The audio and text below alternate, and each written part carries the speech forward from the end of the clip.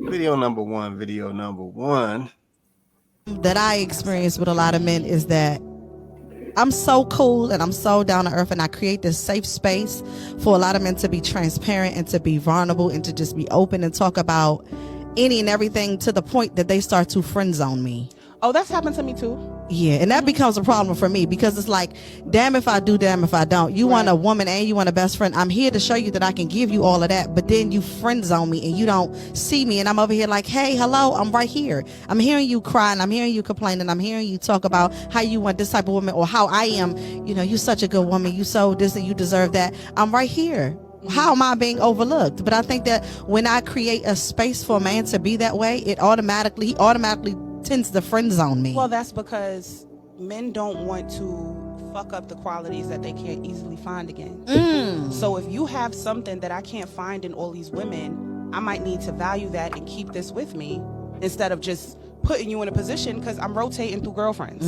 I'm rotating through girlfriends. These girlfriends are coming and going, but what we have here, I need to hang on to. And I can relate to that as someone who has experienced that. I often say, the person who gets the most of your vulnerability often gets the least of your love. Yeah. The person that you call in to cry with is not the person that you think of when you want to cuddle all the time. Yeah. So they don't want to ruin what they have with you or me. So they keep you there and rotate everyone else.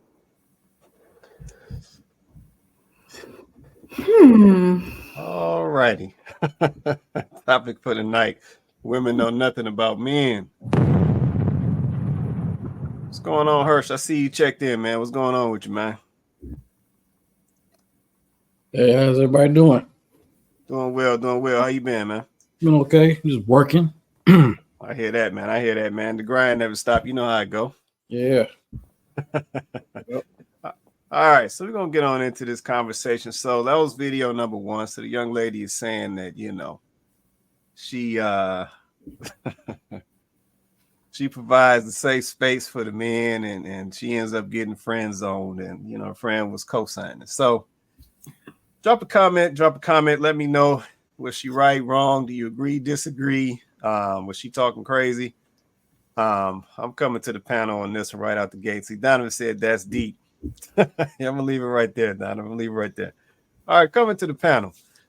So I don't know, Chloe, Vince, Hirsch, JR. What y'all think? Was she I see Vince ready. Go ahead, Vince. Come on with it. She's not getting friends though. What she's doing is she's friends with benefits, because I'm pretty sure she's having sex with these men. What happens is that after sex, they don't want to have a relationship, and so she called it the friend zone. But it's really they just want to have sex. And I think that the problem with some women, they don't know anything about the men that they want. Right. And I think your boy Kevin Samuels brought that out in a big way when he started asking the really hard questions. What kind of man do you want, and what does he want? Right. And that's where the disconnection is. Because most women want a certain type of man, which mainly starts with the provision. They just keep it real. They want the provision. They want the leadership. They want the emotionally mature. But they don't understand what these men want, because they don't have these men in their lives. Ask them, were they baby daddies, these men? And most of them will say no. Right. Was their fathers these men? If they had fathers, most of them will say they are not. I think that's more of the issue than anything else. They don't know how to attract the type of men that they want in a long-term relationship or marriage. Makes sense. Okay. That makes sense right there. Straight to the point. Let's see, Chloe, Hirsch, JR. Y'all want to say anything at all? Just come off mute and go ahead. I mean, I'm not going to talk too long. I really want the guys to really answer this question, because what stood out to me was how obviously these are two women on a podcast speaking. And so obviously there's no male perspective, at least not on this particular portion of the show. Right. So I just don't understand why we keep sitting around as women having these roundtables with each other, talking about men and trying to understand men. It just doesn't make sense. Like, you need men. You need to have some men around. She says, I just don't understand why I keep getting friend zoned. And then her friend gives her an explanation that, how does she know?